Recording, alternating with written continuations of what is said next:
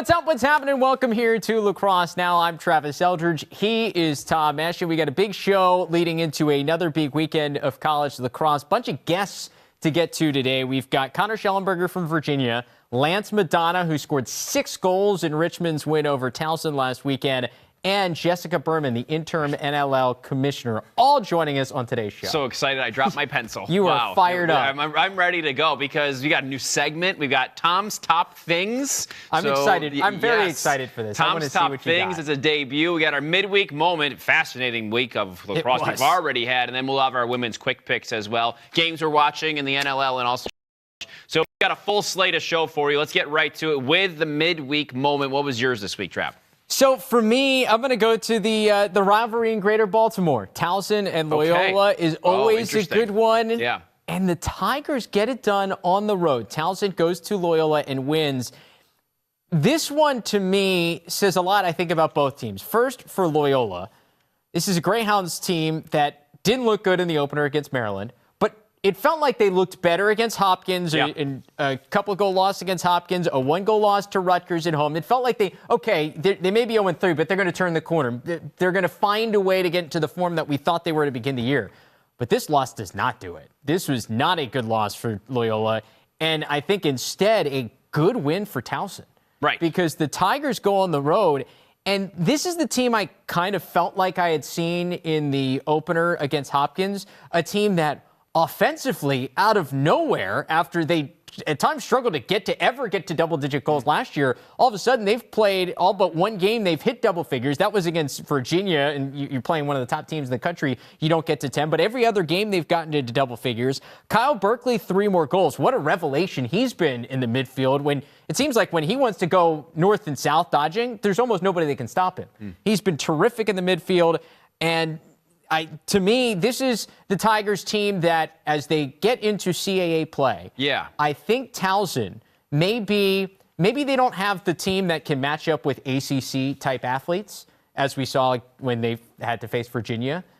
But I certainly think they can match up with everybody else that is going to be on their schedule, and maybe outside of Duke.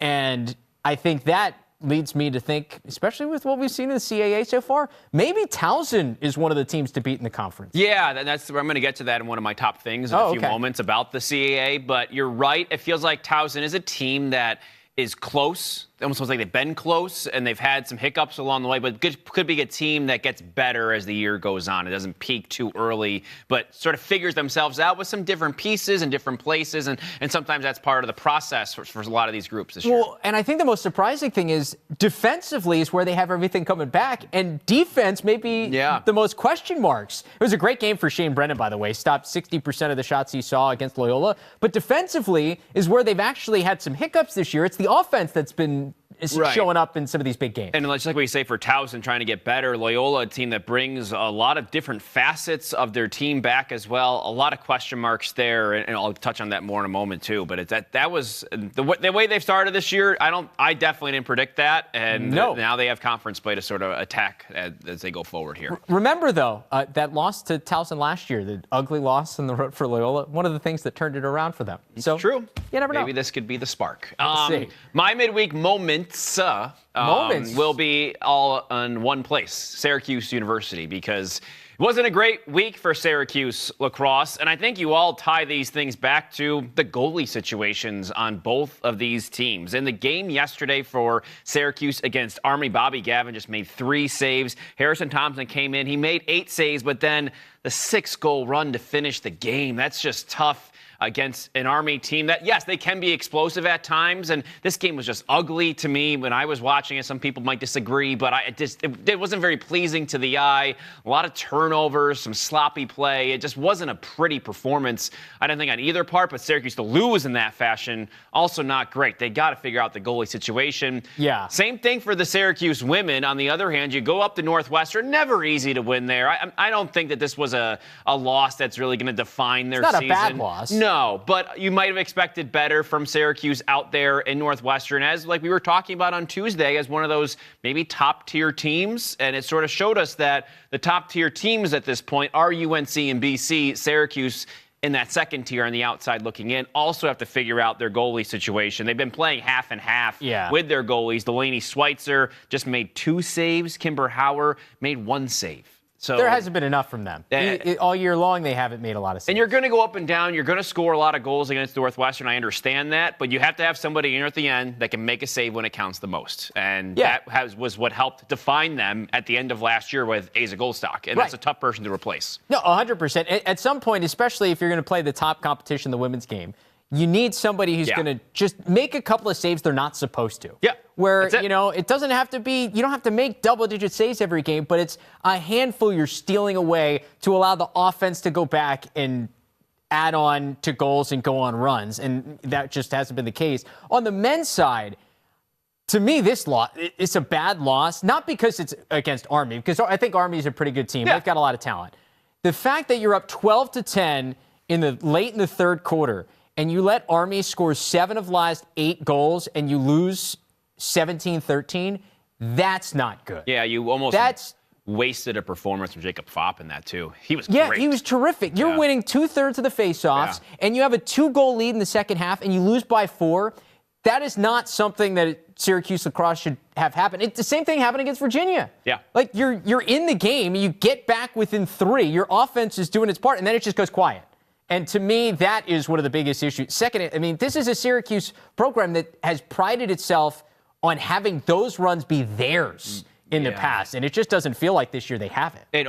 And it's weird because the coaching staff's different as we know, but it feels like a similar vibe as last year right now that they had at the end of last season where sort of they crumple, unfortunately, in some of these situations. And that group's got to come together. They got to do it pretty quickly here because ACC's going to start ramping up here soon. Goalie needs to be better. Defense has to be better, too. Yeah. They're giving up too many goals. Yeah. Their offense. They have it on offense. You're scoring 13 goals. You should be in every game. Yeah. You can't give up 17. All right. Those are our midweek moments. So now, without any further ado. Yeah, you're up. Let's go. Tom's top things. And there's a ... at the end of the segment. So the top things we'll be talking about on Monday. Okay. So here are the top things we'll be talking about on Monday from this weekend of lacrosse. So a bit of a prediction here looking ahead. And here it is. Number 5 of Tom's top things. We're going to be talking about first impressions because we really get our first real impression of conference play in the Patriot League this week. And this has been a fascinating conference, I think, for a lot of reasons, out of conference because of the different wins these teams have picked up. You've got Army with a big win against Syracuse. You've got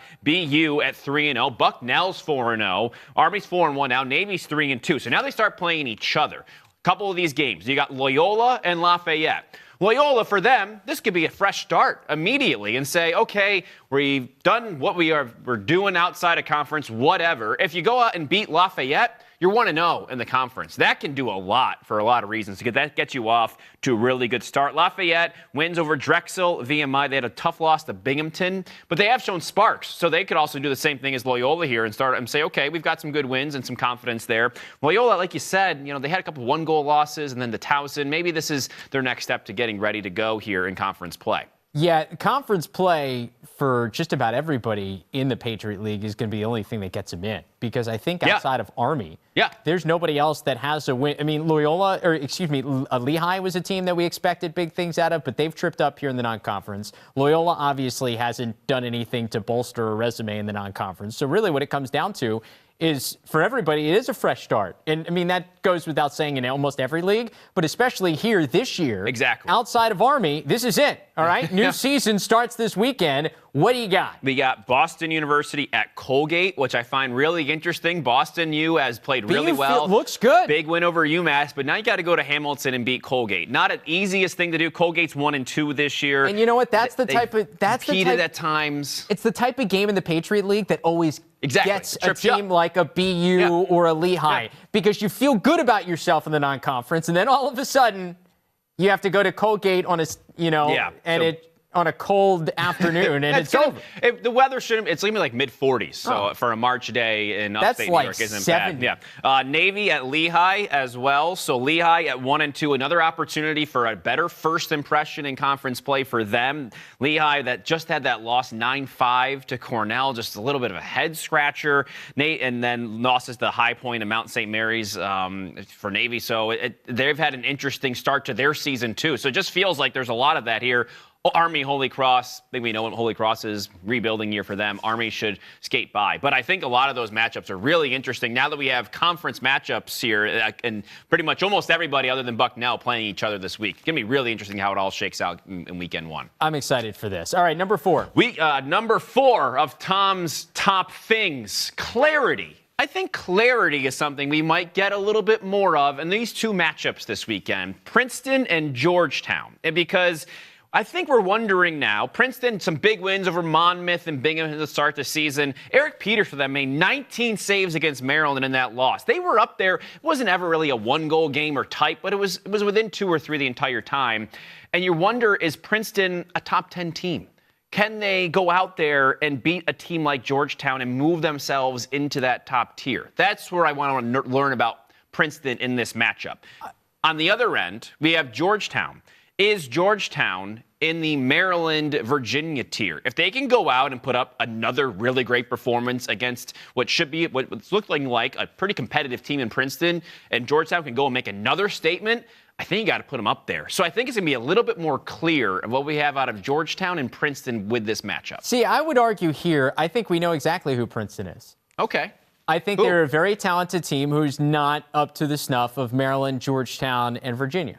I think maybe they're on the outside of the top 10. Maybe they compete with the likes of Yale and Penn in the Ivy League. But from what we've seen so far, I don't know if any of those programs are up amongst the top 3 in the country. I guess I wonder it's so early for the Ivy League to really know who's who. Yeah, that's my argument. That's true. There. And I think the only way we find out something about either one of these teams is if Princeton wins. If Georgetown wins and it's by a couple of goals, like what do we learn? That Princeton can hang. I think if Georgetown makes like a statement, if Georgetown goes like 5-6 goals ahead and they put it together a better performance than Maryland did, and, I guess, and do a little bit more impressively, I think we can learn about Georgetown. I would argue I don't think we can compare. Like, I hate the comparison of like, oh, somebody beat him by 4, somebody beat him by 6 or 8. No, I'm not saying that particularly. But I don't think the transient property. So, like, if Princeton only loses by 2, does that mean Maryland actually definitely is better than Georgetown? I don't think there's any. Beat him by 4. There's a potential for clarity. Okay, so you said we're getting clarity. We might get clarity. I don't think this game's giving us any clarity unless Princeton somehow shocks me.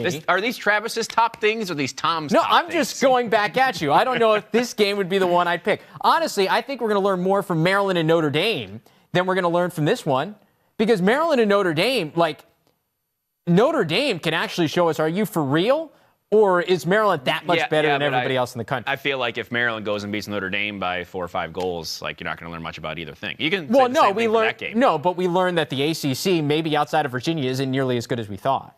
I mean, Notre Dame didn't look very good against Georgetown. Well, but I mean, if they just go out there and throw together, I'm not impressed with Notre Dame. But in that case, it can be a one-off. In that case, it can be, hey, they didn't play very well last week, and they came back and they beat Maryland, or they challenged him to a game. This is a fluid category, I just don't know if we're learning all that much from this game. Okay, about another one. I got one more for you. Delaware and Michigan.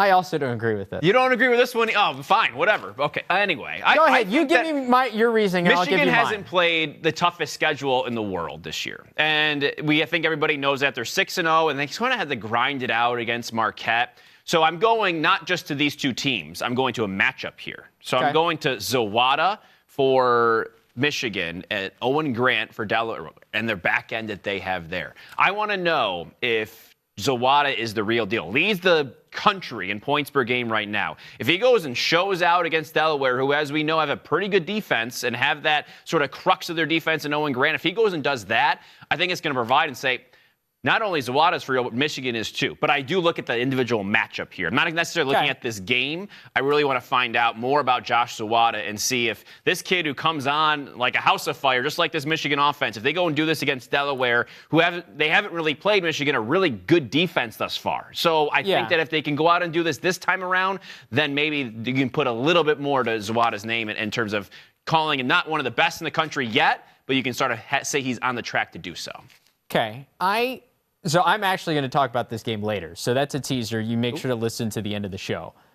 However, my thing about this game is that I don't know if we know much about either team really yet, other than that Delaware couldn't quite hang with Duke. No, I agree. But I think they're both probably in a similar spot. I don't know if we learn all that much about either one of them, because for Michigan, like, no offense to Delaware. Delaware's a really talented team, but they don't have Big Ten athletes. So for Michigan to get to where they want to go, they have to compete against teams that have Big Ten athletes, and they don't. Delaware's not full of them. If you look at Delaware's offense, they are really crafty and really nifty, but they don't have like a big imposing guy that's going to challenge a defense the way that Michigan's going to be challenged when they play the rest of the Big Ten. No. So I don't know if this game teaches us really much of anything. And outside of Owen Grant, like, I like that matchup. Yeah. But, like, if Zawada gets a slide, like, that's not a Big Ten quality defender coming over to help Owen Grant. I think Owen Grant's one of the great guys in the country.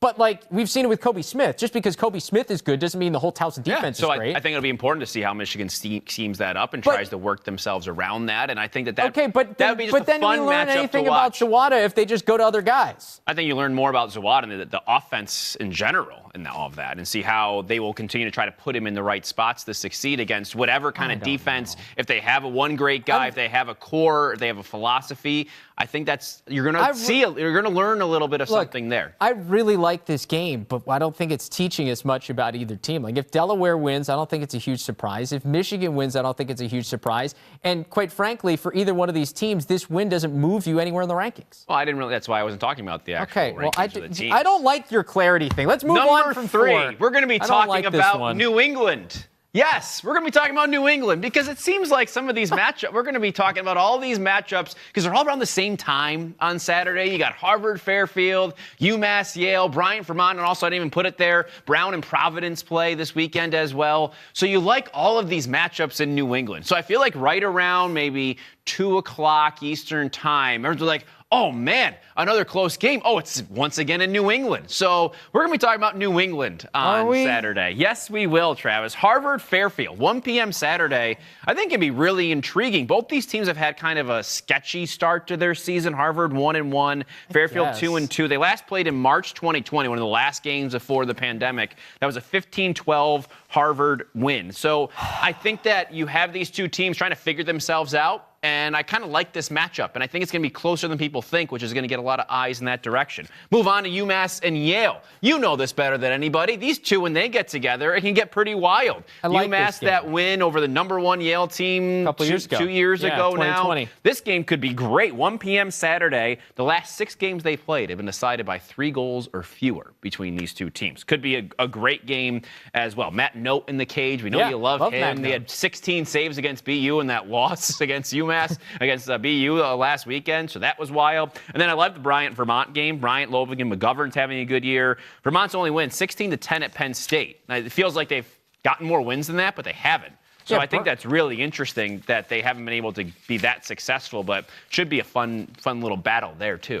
Only one of those games I'm excited about is UMass and Yale. I think they're all going to be close, and we're going to be talking about one of them or multiple at some point on Saturday. Quite frankly, like, you think it'll be blowouts? I just think I really like Harvard and Fairfield at both as teams, but I don't know if I'm that interested in what they're doing until they get to conference play, because I think that's where we're going to learn about both of them. Well, I think Fairfield. I'm not trying to learn everything with every single team and game. We just want to watch a game. Why is this number 3? Why not? I don't know. Because we're talking about New England. There's no rules for this list. They're things. They're Tom's top things. I don't understand the list. Because I think we're going to be talking about this. So say, oh, man. I don't think anybody's talking about those rivalries. They were fun. Who's talking about this? People in New England? We will be on Monday. Yeah. Yeah, in New England. I can't wait till we get on Monday. I don't think nationally we're talking about anything outside of Yale and UMass, and that's probably only if UMass wins. Then we'll be talking about New England, then won't we? There's one of the 4 games I like all these games because we're in New England, but I don't think anybody outside New England is talking about anything outside of Yale. I mean, you got to talk about these things, too. I mean, there's other conferences other than the ACC and the Big Ten. Yeah, I know. That's why I mentioned Yale and UMass, the CAA and the Ivy League. Okay, well, then that's the game people are going to talk about out of the 3 of them. Nobody's talking about any of the other ones. You got a potential tournament team out of America East and Vermont if they can pick things up in conference play. Yes. No. You never. Why not? Who's going to beat them in the America East still? We've seen good things from Albany. We've seen UMBC get a win over Albany got blown out by Cornell in Cornell's first game in like 700 days. Yeah, and Vermont might be a tournament team. Moving on. Too. Speaking of Cornell, let's go to number 2 on Tom's top things that we'll be talking about on Monday. saves. We're going to be talking about a lot of saves because we got some interesting matchups between goalies and good offenses. And this will lead me to number one in a moment. But I'm going to start Chase Erlin against Ohio State. Ohio State, second scoring team in the country. Erlin, 57.6% saves, 13th in the nation. Justin Inacio for Ohio State.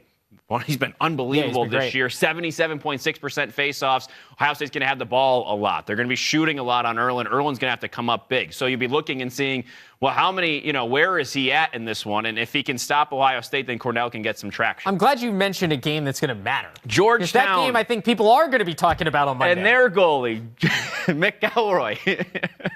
He's number 2 in the nation in save percentage, and he goes up against the Princeton team, who's second in the nation in goals per game. They've had, those goals came obviously against a couple, sketchy teams, but at the same time, you look at what he has done. I'm just looking basically at what he has done, and you go back to his last game against Notre Dame, 24 saves. They were joking that it was like an NLL stat line, whatever. So I think for him, it's just you're going to be watching and seeing what he can do against Princeton, a team that's shown they have a pretty good offense. Maybe not get to 24, but I'd imagine double digits as well. And if go on. I think he's faced better offenses so far this year. He has, but I think that after you post a 24, I'm going to be looking and checking and see how many do you have this week. All so that's what else I'm saying. Now we'll go to Maryland. And Maryland goalie Logan McNaney, and he's got a 49.3% save percentage. They play pretty good competition. That's like 42nd in the nation. They play Notre Dame. So can he have that same percentage that McElroy had against Notre Dame? I think that'd be really interesting to watch. Yeah, honestly, Maryland has kind of won games in a different fashion this year. They've been relying on the fact that they've got just offense bursting through the seams, and defense 49% is not what McNaney thinks is. No, he was not about up to 53. I believe it's not up what to he was his at last standard year. in terms of being one of the top goalies in the country. So I am interested to see that as they keep playing tough competition. But he's interested. But once again, about that, folks. Thanks for mentioning some games that we're going to care about. Like that Ohio State Cornell game, I think is under the radar one of the biggest games of the weekend. And drum roll, please. The number 1 on my list is, listen, Vale, Red. Tom's version, the Big Red, Tom's version. We're going Cornell with the upset at Shellcop Field this weekend, Travis. Really? Yeah. I think that. What have you seen from Cornell that makes you believe they're going to beat Ohio State? Ohio State hasn't beaten Cornell since the year 2008, number 1. So there is some history behind that, and I think history is important. And obviously these teams are very different. So you look at what you go back over the years and say, well, traditionally Cornell has had Ohio State's number. And what is this, like Taylor Swift's ex-girlfriend here? Like talking history? Like ex-boyfriend here? You're talking history? They do say, you're gonna write a song about it? Field, holy ground. It's treacherous for Ohio State. I could go on. I have more here. Yeah. Anyway, so Cornell with a really nice performance against Albany. I think maybe that went under the radar a little bit. You were just speaking Albany's praises. So they beat Albany 16-8 in their first game in like 700 days. And then they go and beat Lehigh 9-5. Yeah, but do we know what to make of Lehigh yet this year? Yeah, the reason we don't know what to make of them is because Cornell is shutting them down. They also lost to Hobart. They lost to Hobart 15-12. Hobart's proven that they can score and play pretty well, and that's fine. And Hobart lost to Cornell. Right. Well, earlier this week. That's true. So I have Cornell. That's what Cornell. I'm excited about Cornell after they played well against Hobart. Yeah. So therefore, obviously, we talked about Chase Erlin and what he can do. He's a senior in this Cornell team, had a couple of his seasons taken completely away. And I think that's important. Angelo Petrakis, you remember him from those big moments against Penn State in the final game before the 2020 pandemic hit, going up against Inacio and that crew. I just like Cornell in this game because I think Ohio State has looked good.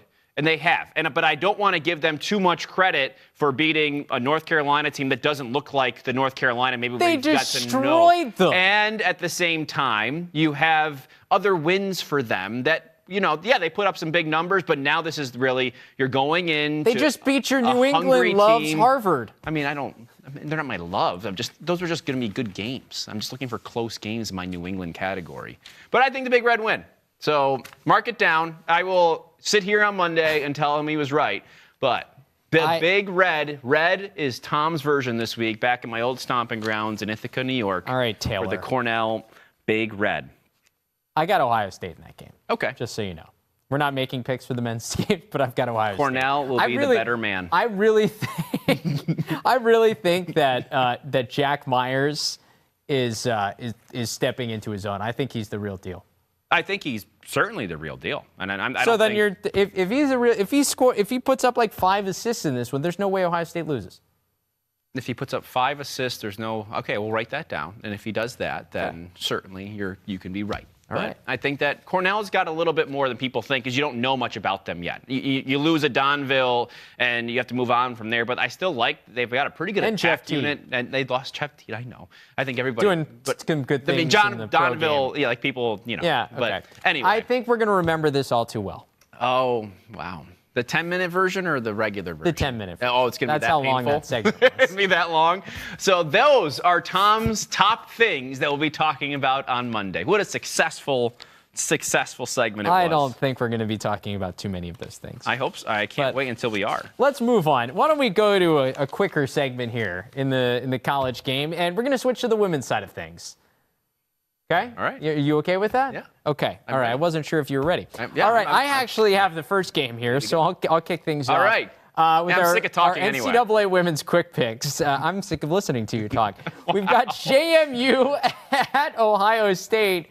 I've got the Dukes in this one, going on the road to Columbus. I think they come away with the win. Don't like Ohio State now, do you? I've got them 12-9. Ohio State's coming off a really tough weekend. They did the old Colorado two-step that a lot of these teams have been up to.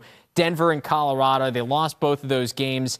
Isabella Peterson, the sophomore for JMU, leads the way, 13 goals so far. She's the only player in double digits in goals for JMU. I think that UConn game helped them turn the corner. I think they're going to get it rolling here. I like the Dukes. All right, Stony Brook at Florida. This game's at 10 a.m. on Saturday. So breakfast and lacrosse with a great game at that. Stony Brook and Florida. Florida's leads this series 7-1 all time. Almost doesn't feel that lopsided, but they have the number against Stony Brook, which makes things interesting. I have Stony Brook winning this one 11-10.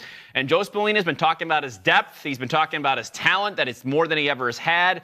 And the fact that Stony Brook, we talked about this, I think, last week or whatever, that they do go to Syracuse and they just lose that game by 1. Syracuse, we talked about them, and, they lose to Northwestern, but still, that's a really good team. Good loss, I guess, for Stony Brook. And Florida, yeah, they've had some battles with some top teams, but I don't think they looked as impressive as Stony Brook did in their loss. So I'm going with Stony Brook and their Charlie Campbell, their goalie, a grad student. They've got a couple of really good goalies with Hausal as well back there, who's been the backup for Campbell. That shows you how good Campbell is. 12 saves. Ali Macera's playing well for them, too. So I got Stony Brook inching out Florida, 12-11.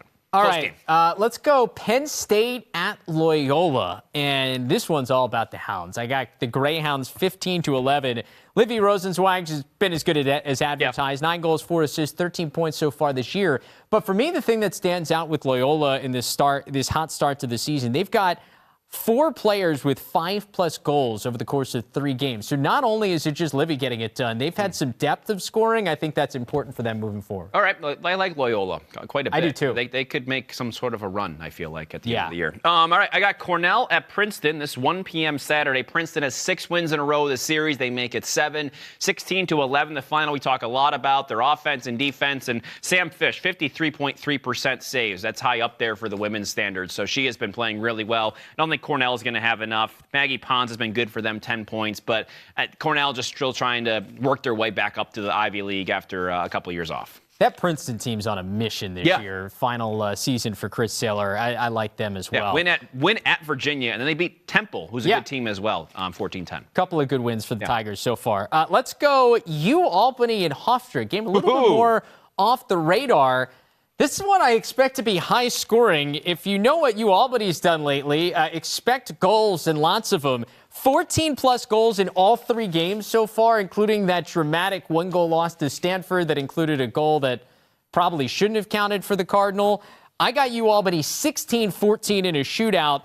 How about this? Sarah Falk and Haley Carroll, both with 11+ goals so far for U-Albany. They are filling it up. 11 goals for Falk, 12 goals so far for Carroll. I think they score more of them and put up 16. All right, noon on Sunday is a great slate of Big women's day. games. So from like noon to 1, you are set on Sunday. I've got Duke and Syracuse here, and I'm going with the Blue Devils. Oh, I think this is it.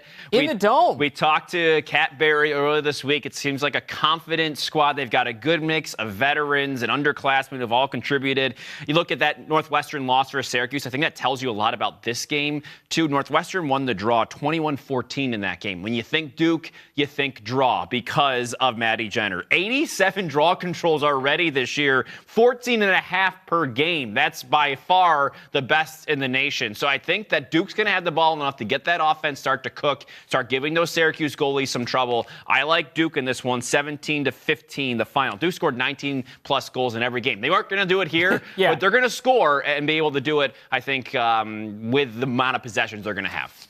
I think Syracuse, coming off that loss, is going to be very hungry. This is a determined team. But either way, I think that's a terrific game. Syracuse has to get stops. That's going to be the question, because you're right on the draw circle. Maddie Jenner's terrific there. All right, Northwestern and UNC. We mentioned the Wildcats a lot. They're coming off a big win, but it's ending here. North Carolina's too good. Oh, within 4 goals, though, I see. 17-14. I do think this is close. I think Northwestern can score, as we've seen Syracuse do against North Carolina in the past. But I think the difference is the defensive end, because I do think that there are teams, whether it's Boston College, Northwestern, Syracuse, that can score at times and keep up for portions of the game against North Carolina. But it's the Carolina defense that eventually comes up with enough stops that I think will be the difference. The Heels have not given up more than 11 goals yet this year. That was the Florida game, the closest game essentially they've had, 15-11. Florida's given them the best, despite the fact that they've been had a pretty tough schedule so far. So I just think, I don't know if the Northwestern offense without Izzy Skane is enough to be able to keep up with what the Heels are going to do at the other end. Yeah, I don't know if they'll be able to stop them. Yeah. Right? Like, North Carolina can stop teams. Right. And all it takes is like a handful of stops in the middle of the game, and it takes what should be like teams trading goals or 2 goals runs, and takes North Carolina to a 5-goal run, and the game's over. Yeah. North Carolina primed once again, and Northwestern's there, maybe just not all the way there just yet. All right, my next one, Virginia Notre Dame. These teams are very similar to each other. Virginia's 3-3, Notre Dame's 1-4, and both have losses to like some of the best teams in the nation. They're like all ranked Virginia losses to Maryland, Princeton, and Boston College. Notre Dame 1-goal losses to Northwestern, to Syracuse in overtime. They lost by 2 to Vandy, but Vandy looks like a pretty good team too at the end of the day. This one fast, a lot of similar stats across. Virginia has the edge when it comes to the draw, but I kind of like Notre Dame at home a little bit better. I'm going to pick Notre Dame in this one. High scoring. 18-17. Both these teams have gone up and down the field all year long. Their defenses haven't been their strong point, so it's going to be a high-scoring game. Notre Dame, I think, settles in a little bit more at home, and they finally get maybe a big win for them this season that they've been looking for a long time. They're too talented not to get the job done and get over the top here soon. So that's going to be one of those like 2.5-hour thrillers of like back and forth, goal, goal, goal. Yeah. I do. That's a big game in the ACC early on. I think one of the biggest ACC games. Yeah, it could really cut you off in terms of being in the top or the bottom tier. For sure. All right. Speaking of Vandy, has that win over Notre Dame earlier this year. Vanderbilt has that kind of Colorado two-step we were talking about. They had 2 Colorado first on Friday. Then they played Denver on Sunday. We're talking about that Denver game. I like Vandy, 13-12. I think I'm starting to get on the Beth Hewitt and Commodore bandwagon here. I like what they've got going on. They're coming off a win over Elon last weekend. They've got double-digit goals in every game so far. And despite that fact, nobody has 10 goals. So very similar to what we talked about with Loyola. They've gotten contributions throughout. Bree Gross has been really good.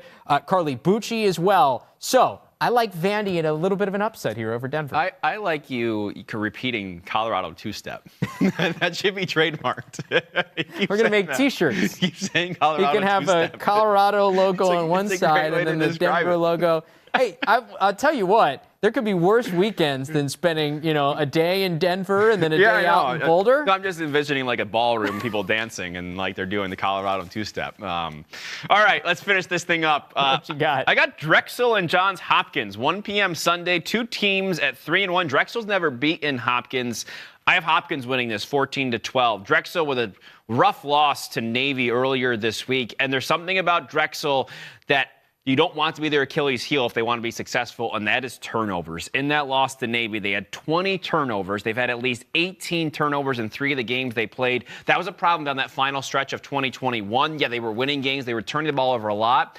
Go up against the Hopkins team that are 8th in the nation in caused turnovers per game, 11.25 a game. Georgia Esmond, a senior for them, playing really well offensively as well, 15 points, more points than her first 3 years combined. So I think Janine Tucker, this group rallying around her in her final season, I do think they get the job done. You look at just the ball. I mean, Drexel's got such a good offense, but they can't keep giving it away. Unfortunately, Johns Hopkins is really good at that. So I've got Hopkins edging them out. See, I will argue with 2 of the picks you made in this, and mainly because of the redemption factor. I think both Syracuse and Drexel, you can't underestimate the senior-laden groups that have been there before, using the motivation of losing a tough game the game before and not letting it string into a couple losses in a row. See, you went all X's and O's on me during Tom's Top Things, and I was with part of the emotional factor. And now we're just flipping the script. You're going emotional on me. I'm going X's and O's on you during the exactly what we're doing. Wow. Anyway.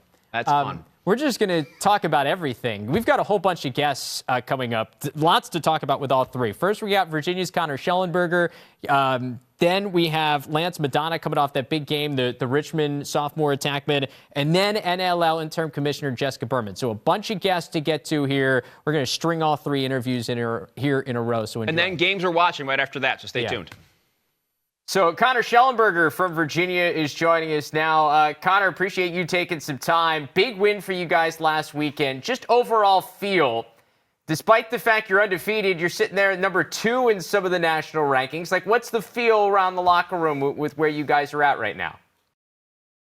You know, I think to be honest, we try not to pay too much attention to the rankings and all the outside noise, but I'd be lying. We all have phones, we all have Twitter and stuff, so we see it a little bit. And you know, just watching, I mean, I guess Maryland's obviously that other number 1 team, and you know, just watching them on TV, they've looked pretty good this year. So, you know, you can't argue with it, but we're definitely looking forward to playing them in a couple weeks. I mean, we've had conversations with Lars over the course of the last year or so, and you know, we talked about tinkering a bit, you know, with how you guys approach the fall and the spring. How different was it from your perspective in prepping for this season, maybe compared to the last couple? Yeah, I think just in general with COVID, obviously our fall was super bizarre last year, but you know, this year Coach Tiffany did kind of take more of a relaxed mindset, and you know, we didn't have to smash, you know, 4 days a week. We were able to go hard maybe 1 or 2 days a week, and then have more mental days and stuff like that. You know, I think it was super beneficial just for our older guys, but also, you know, the younger guys, just being able to have that mental aspect of the game. And then you know, just going into the spring, it's been nice kind of taking a little bit of a load off our bodies and having that older, more veteran team. You know, we don't have to put in all this different stuff and smash every day. We can, you know, kind of do more of the mental stuff of the game. You talk about smashing every day, and I mean, it came on last year during the NCAA tournament, your defense earning that nickname, the Jurassic Park. When it's like ones versus ones, what's it like in practice going up against that defense? It's crazy. We were actually talking about it yesterday. It's so different than any game you play because, you know, you beat guys like Cole, Castor, and Cade Sawstead, and, you know, you may get a step, but they're still right there because they're so big. And, you know, you're throwing skip passes, and, you know, we kind of call it the trees because everyone on our defense seems to be like 6'6", 6'7". So, you know, it just makes game day so much easier. And I think just the physicality they've been playing with, you know, you saw a little bit of it against Syracuse this past weekend. And then another big thing has been Matt Nunes. He's been unbelievable as a freshman. So it's definitely some good battles in practice. Was that, I guess, interesting for you walking onto campus initially as a redshirt? You know, you couldn't play in the games, but you had that in practice. Like, that was your life, right? Yeah, I think that was the biggest appeal, to be honest. It was just like, okay, I get to match up against, I guess it was Cade Sawstead at the time, you know, every day in practice, and I get to mimic all these great players that we get to play throughout the year. So, you know, that was so beneficial to me. Oh, who would you like being? Like, did you embrace any of that? I mean, yeah, I would try to just watch film of, you know, the different guys and try to prepare our defense the best we could. I think obviously like guys like Sowers and Bernhardt were definitely the most fun being, just because, you know, they get the ball in their stick a lot and, you know, all the crazy stuff that they do. Yeah, for sure. Those are good assignments in practice because you know you're going to be taking a lot of shots. Yeah, exactly.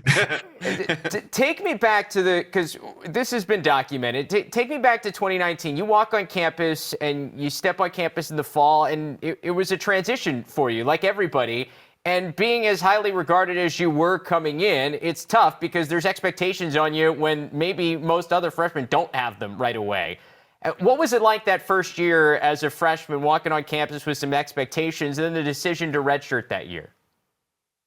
I guess the best way that I would put it was there were a lot of expectations I was just like putting on myself that were unnecessary. And, I think the more that I got to be around my teammates and, kind of the family that we have here at UVA and the culture that Coach Tiffany has built, like no one really cared what I was ranked or, what anyone's done in high school. Like they weren't judging me at practice every day like I maybe thought they were.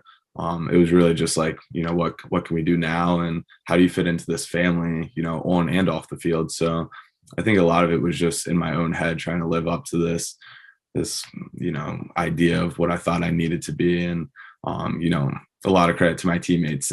That's just not the culture that we have here. And, so a lot of the blame kind of goes on myself. Yeah. Well, but I think there's also some credit there because that's a mature way to think as an 18, 19-year-old freshman to walk on and figure that out pretty early on. Because for some guys, you keep trying and you're like, running your head into a wall to do it. So when did it click sophomore year that like you settle in as a redshirt and now all of a sudden like, man, I feel like I've got this? College lacrosse is weird because I don't know if you ever feel like you like truly have it because it's very easy to get humbled any week. But I think definitely we had a 3-week span between I guess it would have been our last regular season game in the tournament and just kind of like taking stock those 3 weeks and kind of just assessing what I needed to do to take that next step. And then that's kind of where I felt the most where I could I was done being a freshman and now we were in May and all those games matter so much. And, it was time to stop worrying about how much lacrosse I'd played here at UVA and just go and try to help the team win the game. Yeah, I guess how do you capitalize or how do you improve from that? I mean, you're the most outstanding player in the NCAA tournament, and there's a lot, because of you did a lot of work to get there. Do you do more work? Do you sustain what you were doing before? How do you, attack that heading into, how did you attack that heading into this season? I think it's just keeping that mindset of trying to take the next step. And, it is weird because you win and you have all this stuff happen, but you almost have to do more work because, everyone's giving you their best shot. Other teams are getting after it in the weight room in the fall with the idea of beating you. So, I think it just says a lot though about our culture as a team because, it's one thing for me, but I'm surrounded by guys like Cole Kastner, who's going to the weight room 5 days a week. And, who am I to sit there on my couch when he's lifting 5 days a week? So it says a lot about our culture and the family that we have here that, really no one was satisfied. And, I think this was the most determined I've seen anybody out of all the falls I've been here. You talk about those internal expectations a few moments ago, and it sounds like the team-wise, like everybody, like you said, you're one of the guys. But how much of that comes from maybe representing Charlottesville a little bit, and is there pressure attached to that, and coming and being the local kid, and all, you know what I mean? Is some of that internal as well when it comes to representing where you are in a place that you're in now? Yeah, I think when I was looking at schools, that was like the appealing part. Was I would get to play for my hometown, my parents would be close and all that stuff. And then once I got closer to it, it was almost pretty daunting because, you look around the stadium and, I could turn around at the Syracuse game and I probably know every person that's lined up on the fence and we've all had conversations. So it's kind of hard to separate Connor away from the field and then just kind of get into a different zone on the field. So I definitely felt a little bit of that, but yeah. It was kind of weird. Yeah. What's the best part of Charlottesville? Because, I mean, it's a beautiful place. It's a great place to go visit, but you grow up there and you decide to stay there for college. What's your favorite part? I think Charlottesville just has a little bit of everything. Something that I've started to grow more appreciation for is the mountains, I guess. Constantly being surrounded by them. And then especially now getting into the spring, there's really nothing better than a nice day in Charlottesville. And then, being able to go play a game at Klockner with the grass green. It's a pretty cool setting. Yeah, avoid the snow. You guys got snow games this year. I don't think you're used to that. No, our first like 4 games were 20, 30 degrees. Brutal. Yeah. Looking back, growing up there and seeing, this program win a national championship as a kid, and, you look back through that, is all of that also in the back of your mind in terms of the legacy you want to leave, in the next couple of years here at Virginia, and knowing the program that you've known so well for so long? Yeah, I definitely think it'd be pretty cool, to leave that legacy. To be honest, I try not to think too much about like what I could do and all of that stuff. To be, I try to just focus more on like what we have the opportunity to do over these next couple of years, and I guess specifically this year with winning 3 in a row. So I think it's more just like team based, and it's weird because I guess we could win our second national championship this year, but Matt Moore's won his third. So you're always kind of chasing that next person. And it's kind of a cool dynamic we have because our freshmen haven't won one, so they all want to win one. So, it's not really about the individuals, I guess. Yeah. Well, you mentioned Matt Moore, and I talked about this at the beginning of the year. It's almost like you guys have like 2 guys who could be the guy on probably any team in the country when you look at himself, and you at the attack position. And he was out during the Towson game. What's the difference of when he is not there and when you guys can run both of you in that attack spot? Yeah, it was weird playing without him for the first time. I guess it's so fun because we both kind of do similar things, but we don't have to do it all. We can kind of rely on each other. Like he can go behind the goal, I can play up top, or vice versa. So it was definitely weird playing without him.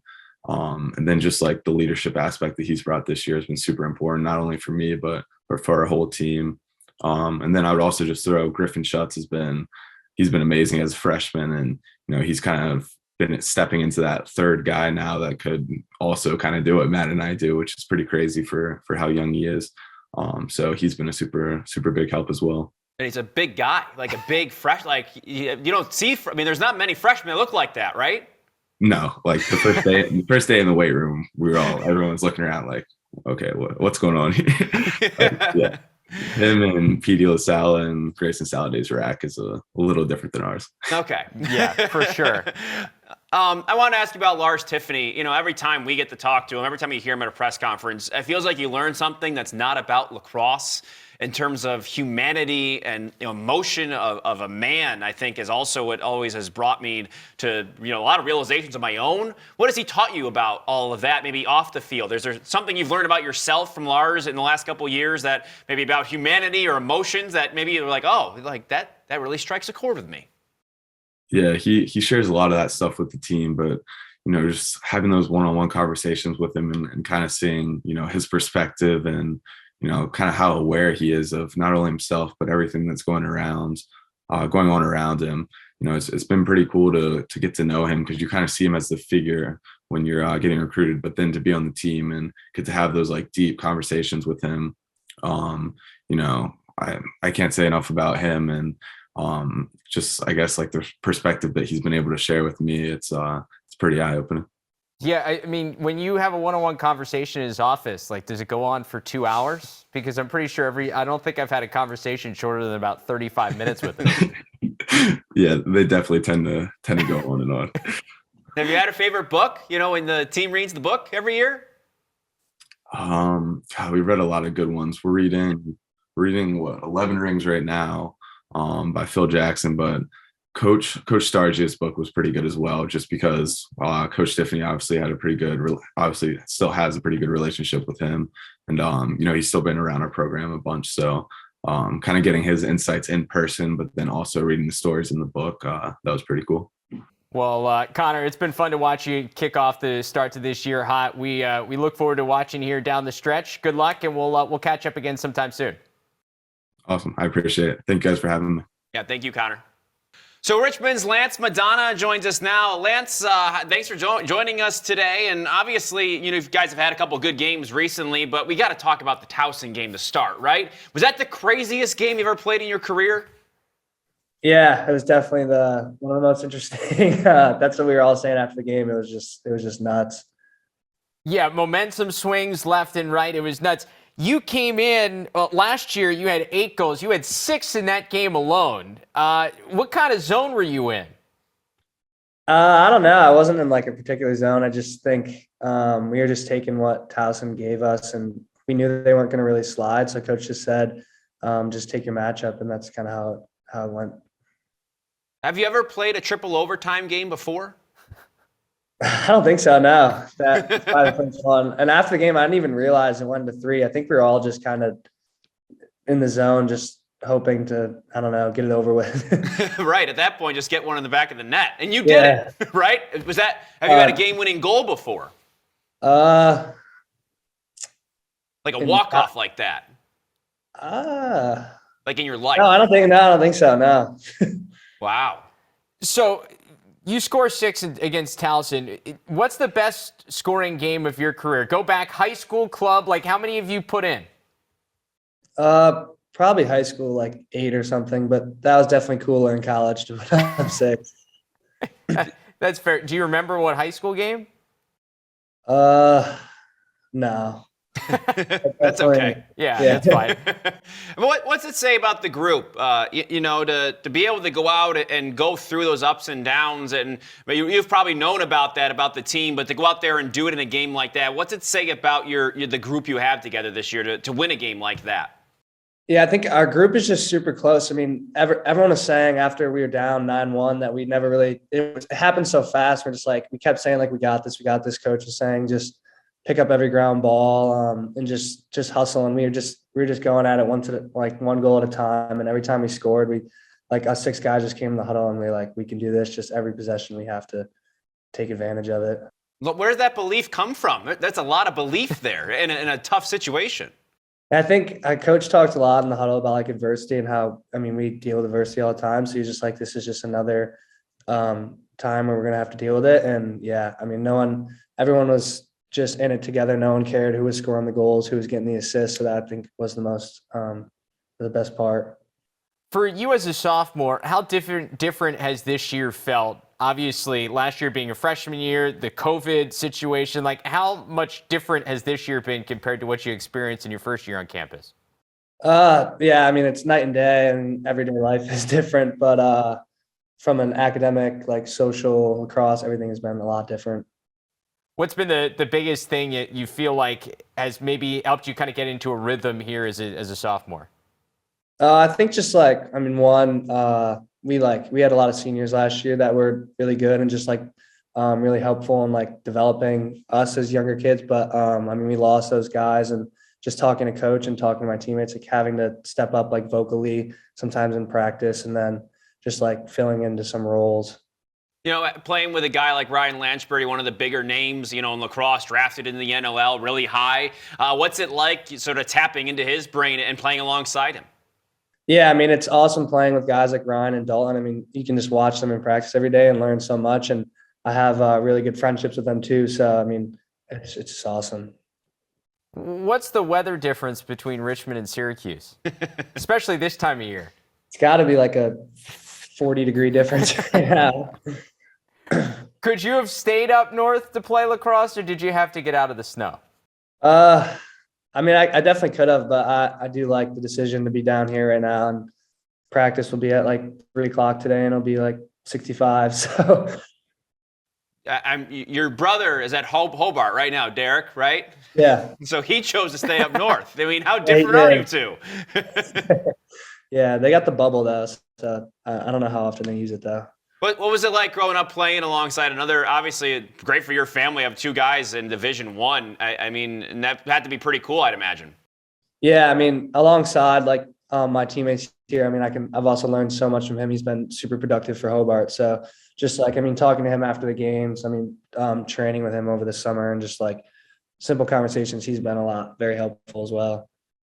I mean, how cool is it between the two of you? I mean, you guys have had some nice wins here in the early part of the season, getting some national recognition. You look at that Hobart program, kind of same thing with their nice win over Lehigh, and they got Cuse this weekend. How cool is it to have you guys both at programs that are garnering that kind of recognition at this point?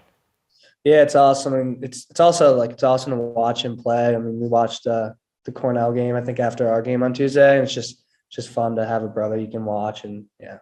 I think it's kind of cool. Obviously, you come out of the same high school and that program. That probably means a lot back home, right? I'd imagine for the kids maybe that look up to you too. Yeah, I bet some kids definitely look up to my brother and I. And then we also have Gavin, that's a freshman on our team from my high school as well. So. Well, hey, Lance, we appreciate the time. We can't wait to see what you guys do here the rest of the year. It's going to be fun to watch. It's going to be a fun conference there in the SoCon. With you guys, Jacksonville, High Point, I'm sure you continue to keep tabs on everybody else in that conference. Yeah, it's awesome for the conference right now that also Jacksonville, High Point are doing well. So, I mean, hopefully we'll be on the top of that, though. Yeah, what do you hope to learn up against these next couple weeks? Duke and Georgetown. I mean, that looms pretty large, I'd imagine, but you got some work to do in the meantime before you hit the SoCon, right? Yeah, I think it'll be a good test for us and be a good way to like get national recognition if we can just play well against those guys. And then after those games, I know we still have UVA, but then it's mostly conference play. So. I'd imagine your performance against North Carolina maybe gave you guys more confidence against some of the big wigs. Obviously, you've had some wins since then, but going out there and really competing with North Carolina, that was a close game. How much did that help your confidence here moving forward into some of these tough non-conference opponents? Yeah, I mean, I think we were up 6-5 at halftime against UNC, and then we didn't clear the ball well, and we kind of felt after that game that we could have had that one. We should have had that one. So. Definitely gives us confidence going into all those types of games. Cool. Yeah, good stuff. Hey, Lance, good luck here the rest of the way. We'll be watching, and we'll catch up sometime down the road. All right, thank you. Thanks, Lance. So Jessica Berman does join us now the interim commissioner of the National Lacrosse League. Jessica, I know it's probably been a very busy time this last week or so now. I guess in terms of your role, what is different from what you were doing before as a deputy commissioner to now as the interim commissioner of the National Lacrosse League? For better or worse, it's not all that different day to day. We're in the middle of our season, and so we're super focused on making the 21-22 season the best it can be. We're about a third of the way through our season, a lot of games left to play, and focused on launching our partnerships with ESPN and TSN, bringing on new non-endemic sponsors, focused on really reaching out beyond the lacrosse community to attract and retain new fans. So our heads are down. We're sort of marching on with the season, and not all that much has changed in the day-to-day. With the news that came out, I think it shocked a lot of people. How surprised were you with the news of Nick stepping down from his role as commissioner? Well, Nick, if you've followed his career, he likes to, as he describes it, build mountains. So, and he's done that several times in his career. And, he's been with the NLL for 6 years and really accomplished a lot. I think everyone would agree on behalf of the sport and the NLL in particular.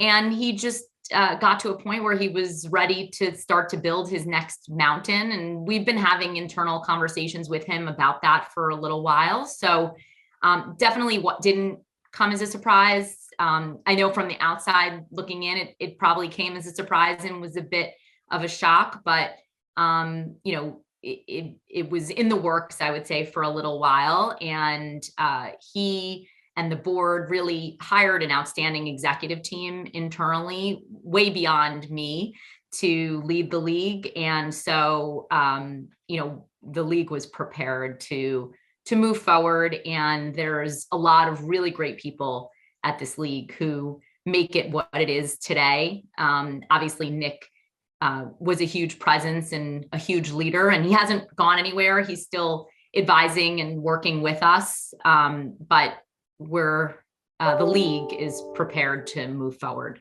Yeah, and I think that people at this point know that his contract was coming up at the same time too, and that's also the timing that played a part in it. I guess in terms of the future, we talk about the timing so much, and that's a part of that too, but in terms of the decisions being made now for like next year, that's also a part of this, I'd imagine, for the future of this league, not only for 21-22, but 22-23 as well, as you all look forward to. Yeah, this is typically the time where we would begin planning for next season, both from a business and fiscal perspective, as well as the game, and beginning to think about and work through any changes or enhancements that we collectively decide to make. And so those preliminary steps would typically start in the March, April timeframe in any event. So although to the fan and to the outside world, we're in the middle of our season, and of course, we're expected to fly the plane as we build it. That's sort of how we describe it, because we're starting to plan for the future while we're still in season. But this would typically be around the time when that would begin. So it's a logical time to think about, transition and planning and what the future holds. You obviously have the interim job now as commissioner of this league. How interested are you of being the next full-time commissioner of the National Lacrosse League? Yeah, I definitely expressed my interest at the outset to be the commissioner. Conversations are ongoing with the board about what that would look like. And, I have no doubt that we'll figure out what the best steps are, what the best next steps are, both for the league and for me personally. So time will tell. But, as I said earlier, whether it's me or the other great people at the league, there's a lot of people who are part of this engine that helps the league to be what it is and will ultimately help it to achieve its potential. And I'm a firm and enthusiastic believer in the future of the NLL. Why would you want to be the commissioner? Well, I think the NLL has huge upside and a massive untapped opportunity that the potential really could be unlocked with the right ingredients of investment and engagement from key partners. We definitely couldn't do it alone. So, I think there is an opportunity to really lean into this post-COVID world where I think fans are starved for entertainment and distraction. And we know from history that sports is really served as a captivator for helping people and communities to heal through tragedy and through pain. And we saw that following 9/11. We've seen that post-wars. And there's no doubt that the NLL provides captivating entertainment for anyone who has watched it, both in person and on TV. It certainly has captivated me. I've been going to games most weekends this season, making my way around North America.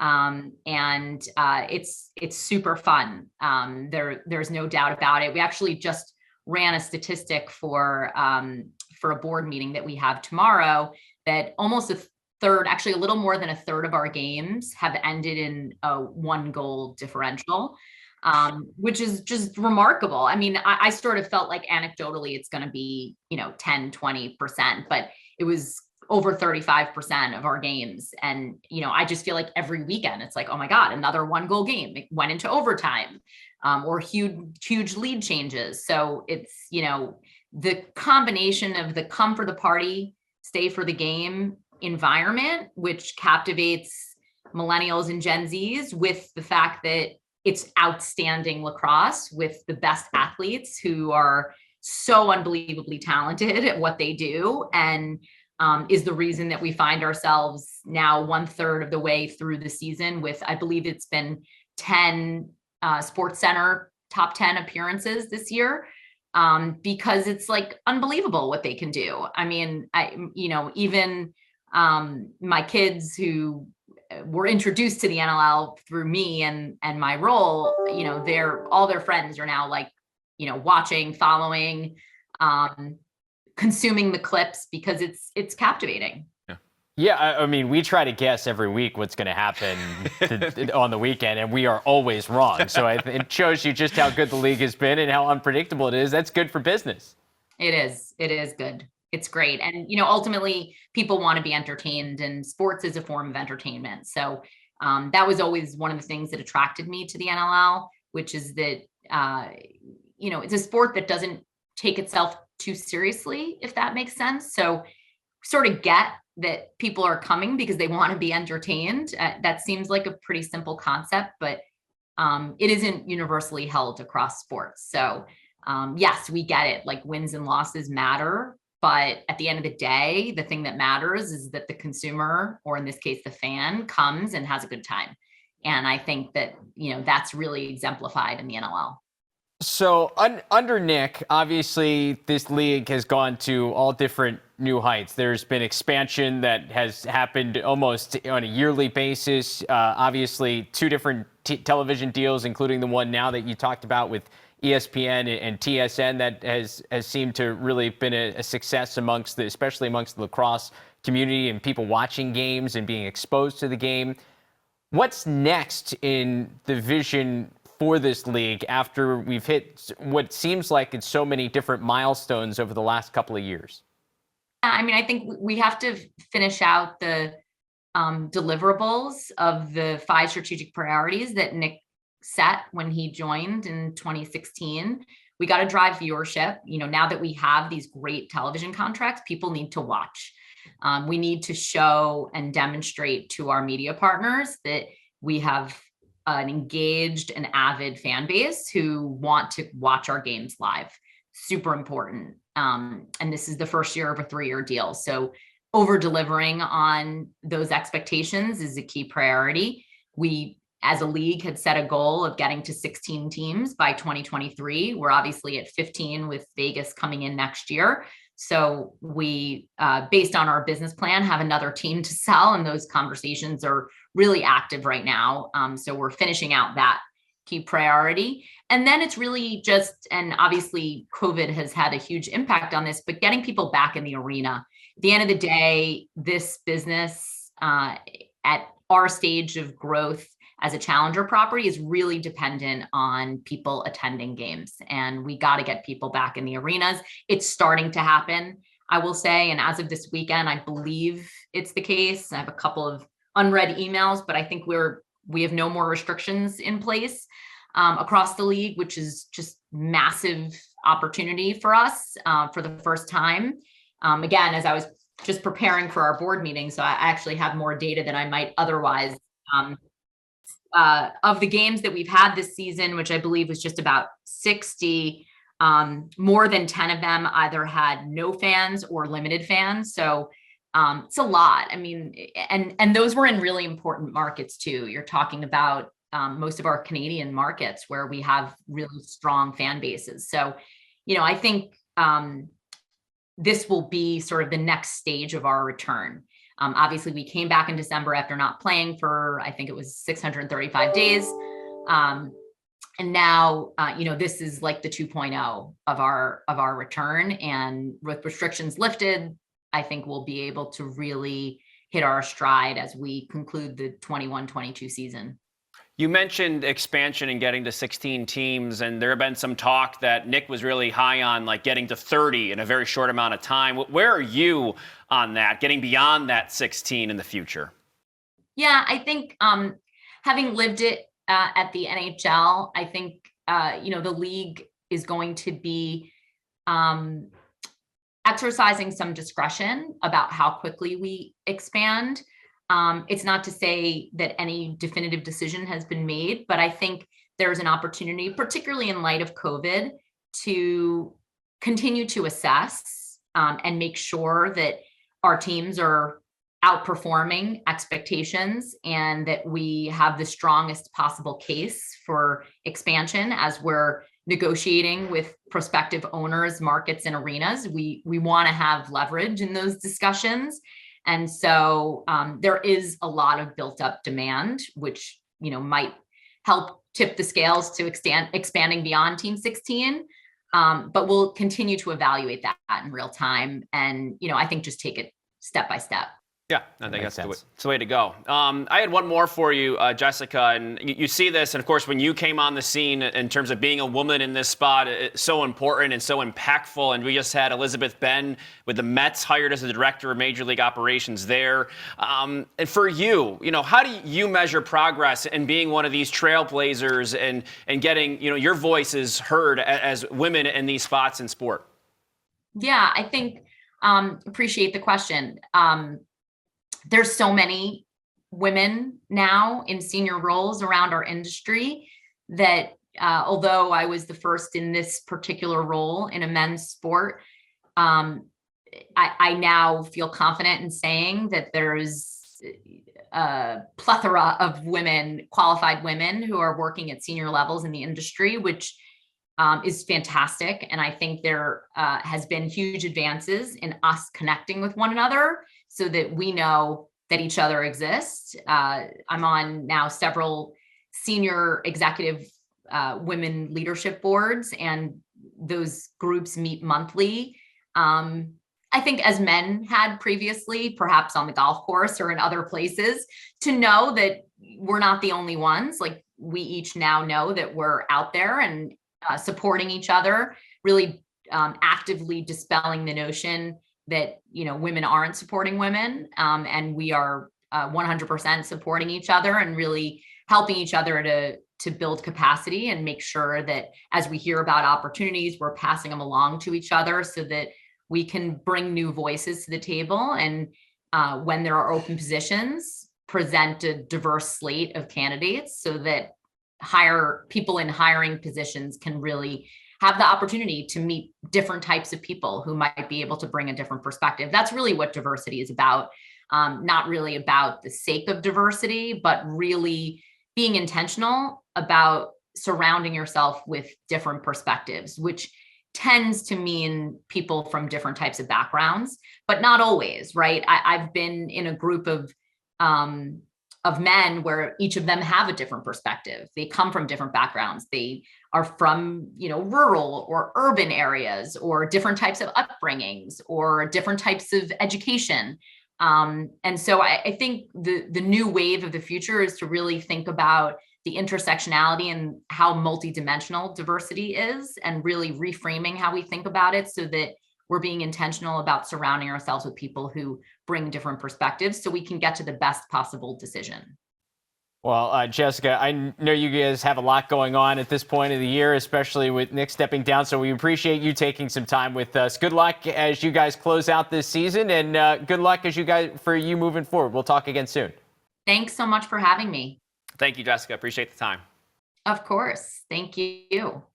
Great having Jessica Berman on. Obviously, she's now at the forefront of the NLL and what they're trying to do here moving forward, and we'll see how things all shake out as they figure out and they search for their next commissioner. An interesting time for the league, because it feels like this is a time where things can continue to transform. So whoever, whether it's her or somebody else who steps into that role, it's a big time to take over the league. We were talking to her after the interview. I was like, it feels like the league never left at times. So, it was gone for about a year and a half. I know that's kind of the human nature or whatever. You settle back in, but I feel like we've settled into this season, and you're getting happened pretty quick. You're getting what we got 2 years ago, when there's these great games and you're watching them at night and it's like a 1-goal game and, people are going nuts on, I think it's a great product. And yes. I think at the end of the day, that's the most important thing, and hopefully that can be pushed forward into the future. 100%. Well, let's talk about that product. Oh. What's your NLL game you have to be watching this weekend? Buffalo at Albany. So you got the Bandits at 8-1, Albany at 5-6. This is 7 p.m. Saturday night primetime game.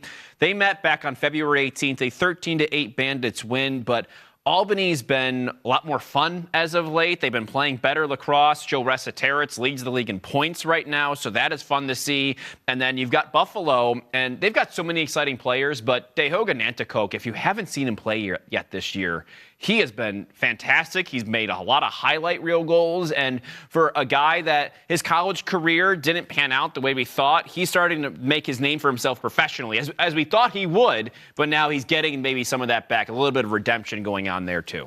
And surrounded by a good group in Buffalo. That's what I was going to say. He just landed in the perfect spot. Because you kind of got the feeling like with Dehoga, because he was successful as a freshman, when he had the guys like Connor Fields and that senior class that had been around for a while around, and then things kind of got unraveled for him at UAlbany. I think to have Dane Smith and Josh Byrne and Fields is there, like the comfort level has to be through the roof for him, and it's the perfect spot. It's been fun. It's been fun to watch them play, and they're really good, and he's been a big part of that. And you didn't know how much of an impact he would make with all those guys you just mentioned, but he has been. I mean, think about like 3 or 4 years ago saying that you were going to have an offensive Josh Byrne, Dehoga Nanticoke, Connor Fields, and Dane Smith. You would be like, wait, Seriously? That's going to happen? Yeah. It's pretty cool. That's fun. So I really I'll like watch. that game. Yeah. And hey, Albany, grab yourselves one of those craft cocktails they got. Let's get rolling here.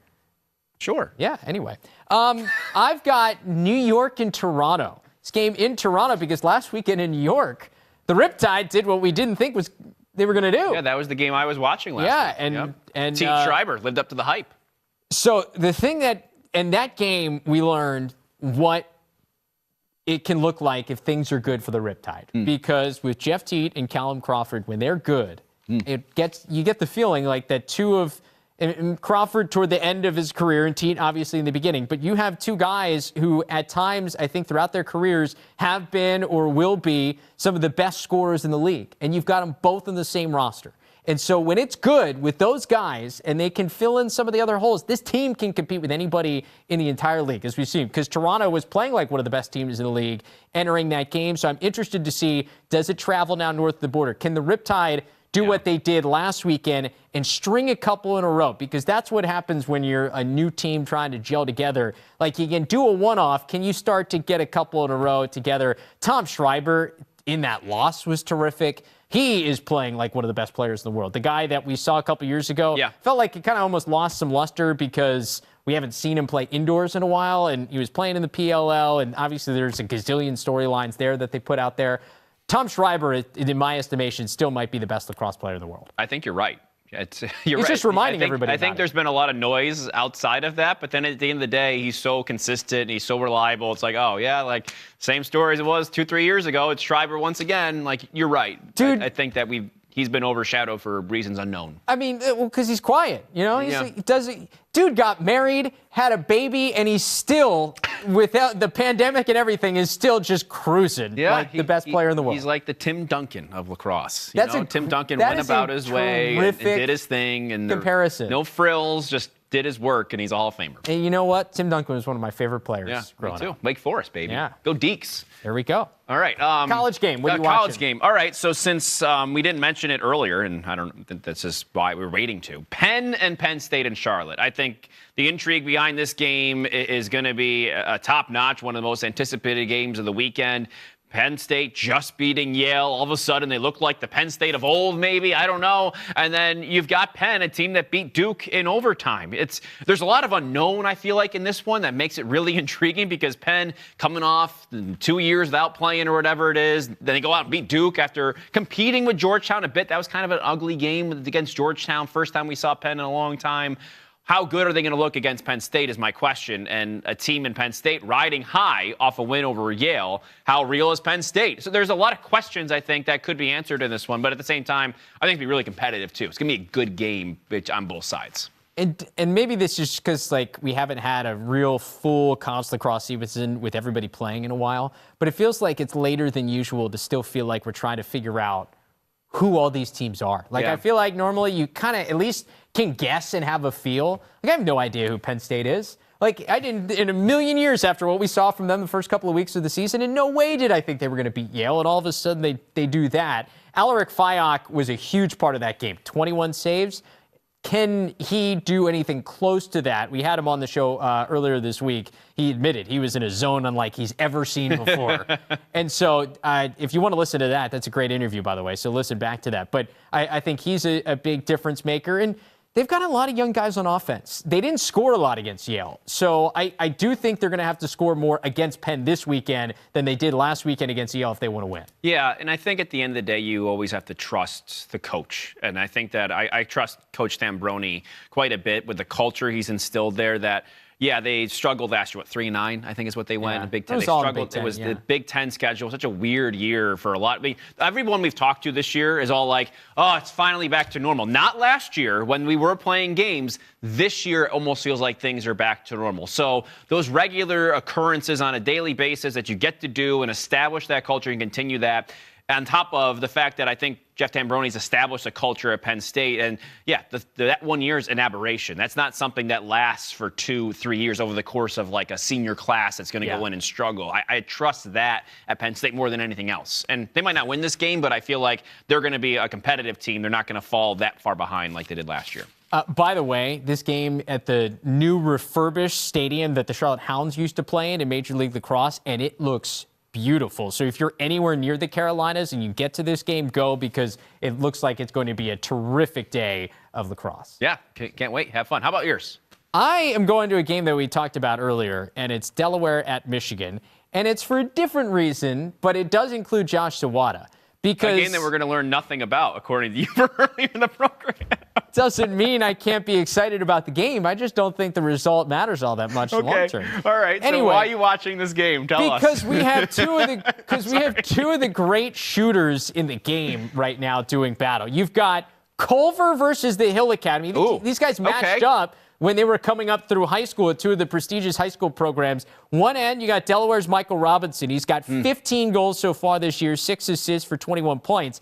Josh Sawada, you mentioned he leads the nation in points per game. He's put up 46 points in 6 games. Yeah. Like, he's averaging almost 8 points per game so far. Now, the competition hasn't quite been there, and I don't know, like, I think he could probably fill it up here, but I think this has the makings of what could be a tremendous shootout. Yeah. Like, between the two of them, you have two guys that on any given day could each score 6 or 7 goals, and nobody's going to blink an eye. I think that is the reason I'm watching that matchup. I like both of those guys to see if they go off. Yeah, we'll see who is the clearer, better shooter. A lot of clarity should come from that game in that aspect, and who is really the leader with those two in that battle that you just described. Well done. Very interesting. I can't wait to see it. It's going to be a fun game for a lot of reasons. If you're not going to watch that game after everything we just talked about with that game, I don't know what you're doing. There's no helping. You have to watch it now, right? Like, we gave you like 16 reasons to watch Michigan Delaware. I don't think we're going to get much clarity from it, but it's going to be a really entertaining game. You should just go watch it because I want to watch it. I'm going to make sure I do now. Yeah. So anyway, watch that. Watch a bunch of other games. Should That'll be a fun weekend. Yeah. It'll be fun good. Show. That's all the time we have. For Tom, I'm Travis. You got anything else to send the people out with? Tune in Saturday. We got the Maryland women against William and Mary. Should be really interesting. Working on Maryland and women William and Mary now for a couple days, and should be a fun matchup. And see Maryland here on LSN for free. So that'll be also pretty cool too. Terps are legit. Yeah. So watch that game, and we'll see you right back here next week.